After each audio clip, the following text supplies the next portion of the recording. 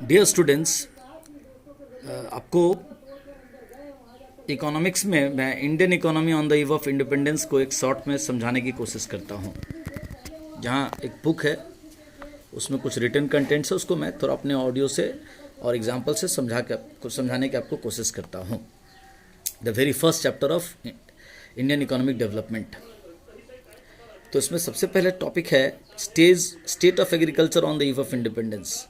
मतलब जब देश हमारा ब्रिटिश लोगों से आज़ाद हुआ 1947 को, तो उसका जो बैक ट्रैक था, उसका इम्पैक्ट इंडियन एग्रीकल्चर पे क्या था अंग्रेज़ों के शासन के कारण, वो क्या स्थिति थी उसको देखते हैं। तो पहला है low production, total output and productivity output per hectare of land. मतलब पूरे देश में एक तो टोटल कृषि उत्पाद काफ़ी कम था, और पर हेक्टेयर या पर एकड़ जो उपज थी धान की या गेहूं की या और किसी क्रॉप्स की, वो काफ़ी कम था, लो था वर्ल्ड स्टैंडर्ड की तुलना में। क्यों था आगे दिख रहा है। High degree of uncertainty of output owing to heavy dependence on rainfall. बोला ये जो लो प्रोडक्टिविटी हम लोग देख रहे थे, या वो चाहे टोटल हो या पर हेक्टेयर ऑफ लैंड हो, उसके कारण बहुत सारे चीज़ हो सकते हैं। High yielding variety of seeds का अभाव होना, मॉडर्न सिस्टम ऑफ जो प्लोइंग फील्ड्स थे, वो मॉडर्न मशीन्स जो एग्रीकल्चर सेक्टर में पूरी दुनिया में लागू हो चुके थे, भारत में नहीं लागू हुआ था ब्रिटिश लोगों के द्वारा। और दूसरा यहाँ बात बता रहा कि अनसर्टेनिटी होती थी, पूरी रेनफॉल पे डिपेंड था, अल्टरनेटिव मीन्स ऑफ इरिगेशन की व्यवस्था नहीं थी, कैनल्स, ट्यूबवेल्स, पंप सेट, ये सब की व्यवस्था भारत में ब्रिटिश लोगों ने नहीं होने दी थी। Dominance of subsistence farming. मतलब सब्सिस्टेंस फार्मिंग का मतलब होता है कि ऐसा कृषि जिसमें आप खेती बाड़ी सिर्फ अपने परिवार जीवन निर्वहन के लिए ही कर पा रहे हैं। मार्केटिंग अप्रोच आपके अंदर नहीं है कि हम खेती पूरे लगन से मेहनत से करें और अपने परिवार का भरण पोषण के बाद सरप्लस प्रोडक्ट को मार्केट में भी बेचे, ऐसा अप्रोच लोगों को नहीं था।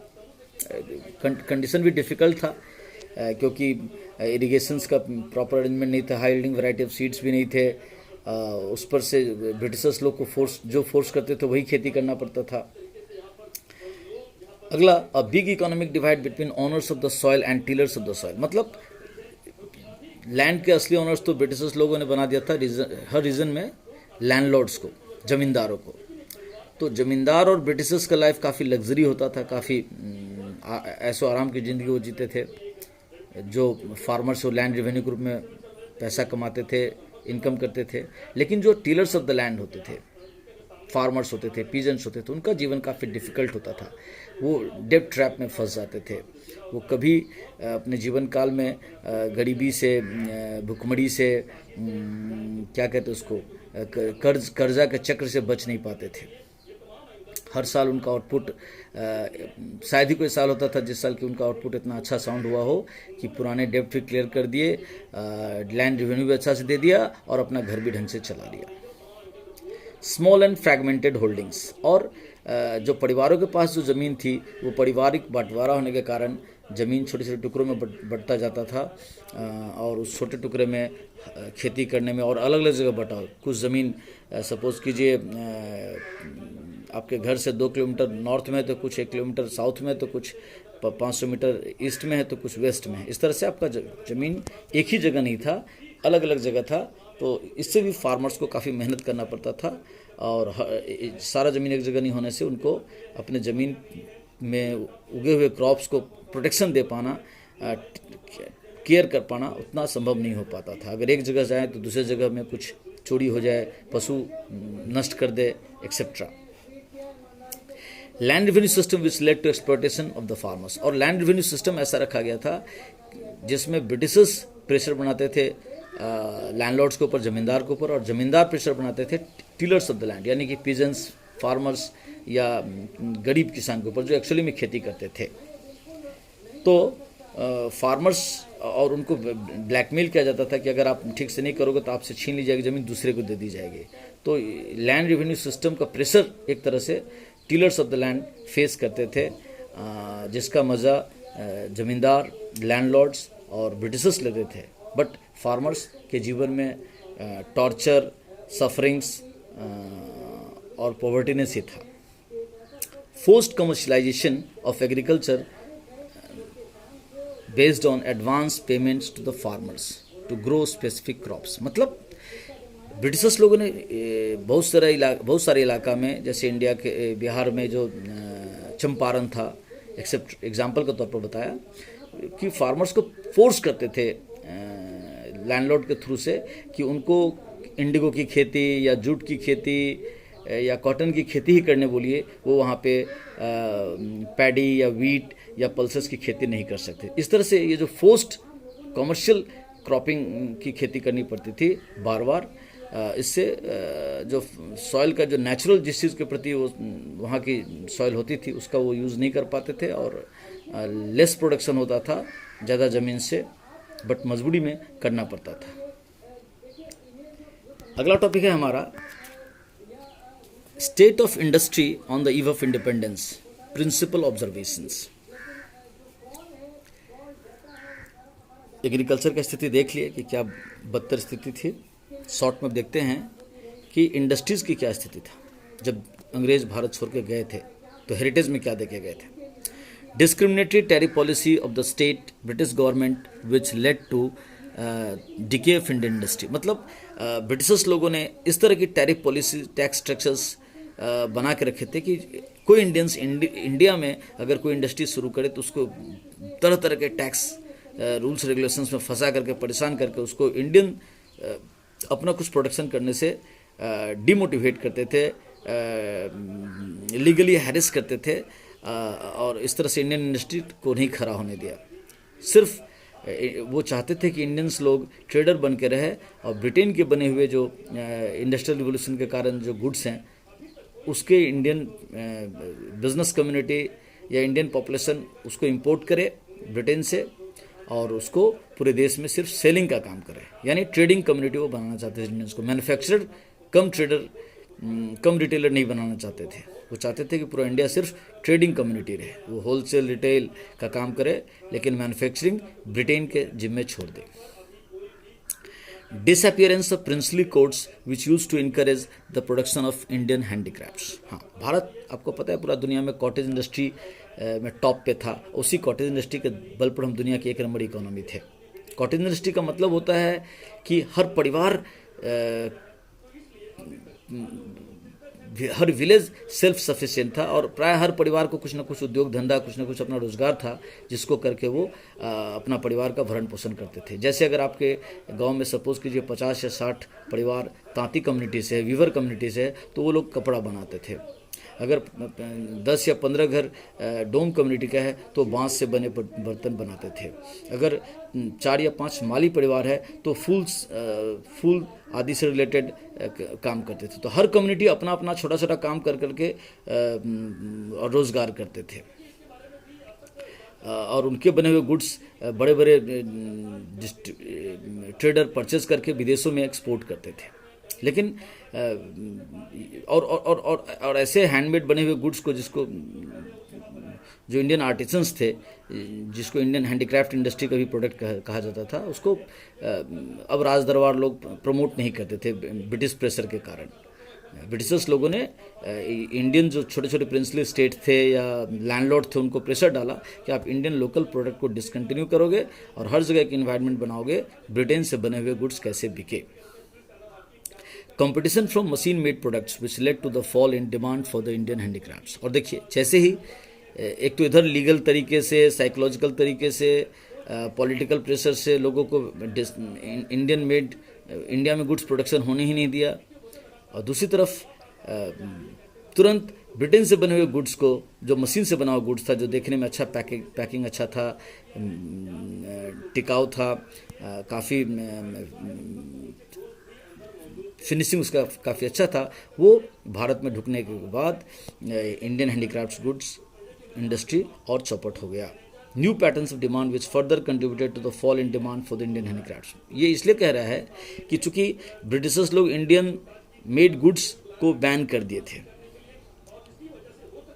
और अगर कुछ बनाते भी थे, कुछ कुछ प्रोडक्ट अलाउड भी था, तो उस पर काफ़ी हाई टैरिफ रेट चार्ज किया जाता था।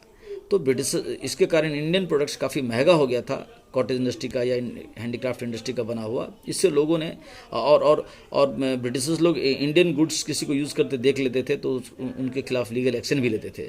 तो इस सब से परेशान होकर भारतीय ने इंडियन गुड्स को परचेज करना छोड़ दिया और उसकी तुलना में अपना एक नया हैबिट डेवलप किया कि जीवन जीना है तो चलो भाई ब्रिटिश मेड गुड्स को ही यूज़ किया जाए। और लोगों की ये जो नई पैटर्न हैबिट बनी, इसके कारण इंडियन हैंडीक्राफ्ट इंडस्ट्री और चौपट हो गया। Introduction of railways in India which led to spread of market and therefore rise in demand for the British products in India. हाँ, ब्रिटिशर्स लोग इंडिया में रेलवे इसलिए लाए थे कि इंडिया के कोने कोने से जितने भी रॉ मटेरियल्स हैं, नेचुरल रिसोर्सेस हैं, जो उनको वापस अपने ब्रिटेन की इंडस्ट्री के लिए चाहिए एज अ रॉ मटेरियल, वो यहाँ से उठाए, लैंड ट्रांसपोर्ट की मदद से उसको रेलवे के डिब्बों में डाले, गुड्स ट्रेन के डिब्बों में डाले, उसको सी पोर्ट सिटी तक पहुंचाए, सी पोर्ट सिटी में उसको शिप पे लोड किया जाए और उस रॉ मटेरियल को ब्रिटेन पहुंचा दिया जाए। फिर ब्रिटेन में जब उससे फिनिश्ड गुड्स बन जाए तो वहाँ से उस बने हुए गुड्स को वो वापस फिर शिप पे लोड करके इंडियन सी पोर्ट सिटीज़ में लाते थे और वहाँ से फिर ट्रेन पे लोड करके पूरे इंडिया में उस गुड्स को स्प्रेड करना स्टार्ट कर दिया और इंडियन कम्युनिटीज़ को फोर्स किया कि आप इस ब्रिटेन के बने हुए गुड्स को ट्रेडिंग करो, मार्केटिंग करो, बेचो। तो ये भी एक क्या हो गया, ब्रिटिश मेड गुड्स का मार्केट भारत में फैलता गया और इसमें रेलवे ने बड़ा रोल प्ले किया। ये नहीं समझेंगे कि रेलवे हमारे लिए फ़ायदे के लिए लाए, ब्रिटिश अपने फ़ायदे के लिए लाए थे। Bleak notional growth of modern industry in the domestic economy, मतलब नहीं के बराबर, काल्पनिक कह सकते हैं कि भारत में जो मॉडर्न इंडस्ट्रीज़ था, जो जिस तरह से यूरोप में इंडस्ट्रीज़ बैठ रहे थे, ऐसा भारत में नहीं के बराबर था। कहीं मजबूरी में कुछ इंडस्ट्री ब्रिटिशर्स को बैठाना पड़ा था अपना मेंटेनेंस देखने के लिए। जैसे उन्होंने यहाँ पावर इंडस्ट्री, क्योंकि उनको इलेक्ट्रिक जनरेशन कुछ लोकली करना था, कुछ iron and steel industry locally develop करना पड़ा, इसलिए कुल्टी वेस्ट बंगाल में बैठाया गया। और एक प्राइवेट सेक्टर में 1907 के आसपास टाटा, जमशेद जी टाटा ने private iron and steel industry लगाए थे। तो कुछ एक इंडस्ट्री मजबूरी में या बहुत रिस्क लेकर के या तो ब्रिटिशर्स लोगों ने स्टार्ट किया या कुछ इंडियंस ने हिम्मत करके भारत में इंडस्ट्री स्टार्ट की, लेकिन वो नहीं के बराबर था। फिर है हमारा कि जब ब्रिटिशर्स भारत को छोड़ के गए थे तो हमारा फॉरेन ट्रेड की स्थिति क्या थी। On the eve of independence, Indian economy was the net exporter of primary products and importer of finished goods. देख लीजिए क्या बता रहा है कि हम लोग सिर्फ अपने यहाँ से प्राइमरी प्रोडक्ट्स, मतलब रॉ मटेरियल्स के ही एक्सपोर्टर थे। यहाँ के आयरन ओर, यहाँ के माइका, यहाँ के मैंगनीज, यहाँ के जिंक, यहाँ के फॉरेस्ट प्रोडक्ट्स, यहाँ के एनिमल प्रोडक्ट्स, हर सेक्टर में क्रॉप्स, हर सेक्टर के जो प्राइमरी गुड्स होते हैं, प्राइमरी रॉ मटेरियल्स होते हैं, उसके हम लोग एक तरह से एक्सपोर्टर हो गए थे। और यूरोप में, ब्रिटेन में बने हुए फिनिश्ड गुड्स को हम लोग इम्पोर्टर हो गए थे, क्योंकि इंडिया में उन्होंने प्रोडक्शन बैन कर दिया था, डिसकंटिन्यू कर दिया था, मोटिवेट नहीं किया था। Monopoly control of India's foreign trade by the British government, और ब्रिटिशर्स ने भारत के फॉरेन ट्रेड पे अपना एक तरफा दबदबा बना के रखा था, एक तरफा कब्जा बना के रखा था। इंडिया से एक्सपोर्ट होने वाले रॉ मटेरियल्स जो ब्रिटेन को जाता था वो काफ़ी चीप रेट में दाम लगा करके बेचा जाता था और ब्रिटेन से आने वाले गुड्स को यहाँ हाई रेट में बेचा जाता था। Surplus trade but only to benefit the British government. फिर भी इंडिया का जो फॉरेन ट्रेड था उस समय वो सरप्लस था, फ़ायदे में था, लेकिन वो जो सरप्लस था, वो जो बेनिफिट था, वो सब ब्रिटिशर्स अपने फ़ायदे में यूज़ करते थे। तो एक तरह से इंडियन इकोनॉमी की क्या फीचर विशेषता थी अंग्रेज़ों से आज़ादी मिलने तक। और स्टैग्नेंट इकोनॉमी, स्टैग्नेंट मतलब होता है जैसे पानी कहीं पर अटक जाए, ठहरी रहे, तो ठहरी हुई इकोनॉमी थी। Showing insignificant rise in GDP, जो पर ईयर या हर 5-10 साल में जो जीडीपी में अच्छा डेवलपमेंट होना चाहिए था ग्रॉस डोमेस्टिक प्रोडक्ट में, वो इनसिग्निफिकेंट था, नहीं के बराबर था। और बैकवर्ड इकोनॉमी, पिछड़ी इकोनॉमी थी। Showing dominance of primary sector, जिसमें ज़्यादातर प्राइमरी सेक्टर, ये कह सकते हैं कि एग्रीकल्चर सेक्टर ही था, and neglect of secondary and tertiary sector. और आज़ादी के समय ब्रिटिशर्स के बनाए हालात के कारण देश में सेकेंडरी सेक्टर और टर्सरी सेक्टर नहीं के बराबर थे, सारे ढांचों के उन्होंने चौपट कर दिया था। Agricultural backwardness as indicated by low productivity, और 80-90% पॉपुलेशन एग्रीकल्चर पे डिपेंड करती थी, प्राइमरी सेक्टर पे डिपेंड करती थी। फिर भी जो एग्रीकल्चरल बैकवर्डनेस था वो एक बहुत बड़ा चीज़ था, और हम लोग पहले पढ़ चुके हैं। इसका मुख्य कारण था lack of irrigation facility, lack of चकबंदी सिस्टम ऑफ लैंड, ज़मींदारों के द्वारा फार्मर्स के ऊपर काफ़ी प्रेशर बनाना, हाई लैंड रेवेन्यू रखना, etcetera. Industrial backwardness as indicated by the lack of modern industry, मतलब उद्योगों के क्षेत्र में भी भारत पिछड़ा था, क्योंकि मॉडर्न इंडस्ट्रीज इंडिया में आने ही नहीं दिया गया था, कुछ एक आध को छोड़ करके। Rampant poverty as reflected by low quality of life, और रैम्पेंट में होता सर्वव्याप्त, हर जगह गरीबी ही नज़र आती थी, क्योंकि एक तो बहुत सारे लोग देश की आज़ादी में संघर्ष कर रहे थे तो वो कमा खटा नहीं पाते थे, एक दूसरा जो लोग कमा खटा भी पाते थे तो दूसरे के यहाँ मजदूरी करके ही लेबर क्लास ही हम लोग रह गए थे। हम लोग प्रोड्यूसर्स और सेलर्स दोनों नहीं थे, हम लोग सिर्फ ब्रिटिशर्स का बना हुआ गुड्स खरीदना होता था और उसको बेचना होता था, बेचने का प्राइस भी वही डिसाइड करते थे। तो इस तरह से भारत में हर जगह गरीबी ही गरीबी थी। Poor economic and social infrastructure which inhibited the process of growth, और ये जो गरीब काफ़ी ख़राब आर्थिक स्थिति थी। सामाजिक इंफ्रास्ट्रक्चर क्या होता है? हेल्थ इंस्टीट्यूशंस, मतलब कि स्वास्थ्य केंद्र, hospital etcetera, school, college, library etcetera, ये सब चीज़ बहुत ही बुरी स्थिति में था भारत में, और ये सब ग्रोथ के सारे प्रक्रिया को अटका के रखा था। ना अच्छे रोड थे, रेलवे स्टेशंस या रेलवे इंफ्रास्ट्रक्चर का भी डेवलपमेंट उसी एरिया में किया गया था जहाँ से रॉ मटेरियल्स आसानी से ब्रिटिशर्स को मिल सके, और जहाँ अपना गुड्स पहुँचा देने से बाकी एरिया में गुड्स अपने आप पहुँच जाएंगे। इतना बड़ी उन्होंने रेलवे का डेवलपमेंट किया था। Heavy dependence on imports indicating low level of domestic output, और ज़्यादातर ब्रिटेन से बने हुए ही इंपोर्टेड गुड्स के ऊपर इंडियन इकोनॉमी डिपेंड करती थी, इसीलिए डोमेस्टिक आउटपुट बहुत ही कम था। सिर्फ प्राइमरी सेक्टर के प्रोडक्ट्स के हम लोग आउटपुट करते थे। Limited urbanisation indicating dependence on agriculture as the principal source of livelihood, और उस समय शहरीकरण बहुत कम था अंग्रेजों के समय, क्योंकि शहर में रोजगार के ज़्यादा व्यवस्था नहीं था, और इसलिए भारत एक कृषि अर्थव्यवस्था था, और उसी से ज़्यादातर लोगों को अपना लाइवलीहुड रोजगार मिलता था। Semi feudal economy indicating concentration of economic power in fewer hands, मतलब सारे रिसोर्सेज के मालिक एक तो ब्रिटिशर्स थे, फिर उसके बाद जो रीजनल किंगडम थे, लोकल स्थानीय राज दरबार सब थे वो थे, और लैंडलॉर्ड थे, यानी सारे रिसोर्सेज के मालिक कुछ लोग रह गए थे और उन पर मेहनत करके खाते थे। एक लार्ज सेक्शन जो कि कॉटेज इंडस्ट्री को चौपट करने के कारण अनएम्प्लॉयड हो गए थे। Colonial economy indicating rampant exploitation of the national resources, और ब्रिटिशर्स की ये जो कॉलोनी थी इंडिया में, वो आपको तो कहते हैं, हमको तो कहते थे कि हम आए तो आप लोग मॉडर्न बने, आप लोग इंडिया में यूनाइटेड हुए, आप लोग सांप बिच्छू को पकड़ने वाले देश के हो, एक्सेप्ट बहुत तरह से आपको साइकोलॉजिकली हैरेस के, मेंटली क्या कहते हैं, आपको बिलो पार दिखाने की कोशिश किए। लेकिन ऐसा नहीं है, हम लोग बहुत ही सुपीरियर ब्रीड हैं, बहुत अच्छे जाति है दुनिया पे, जो जिसने कभी किसी पर अटैक नहीं किया, अपने रिसोर्सेज पर डिपेंड रहते थे। लेकिन ब्रिटिशर्स जब यहाँ पे आए तो उन्होंने हमारे इकोनॉमिक इंफ्रास्ट्रक्चर को चौपट कर दिया, साइकोलॉजिकली हमको ऐसा कर दिया कि हमको अपने किसी भी चीज़ पे गर्व नहीं हो, और लिटरली ब्रिटिश एजुकेशन सिस्टम का गुलाम बना दिया। अपना जो एजुकेशन सिस्टम था, जो जॉब ओरिएंटेड एजुकेशन सिस्टम था, उसको चौपट करवा दिया।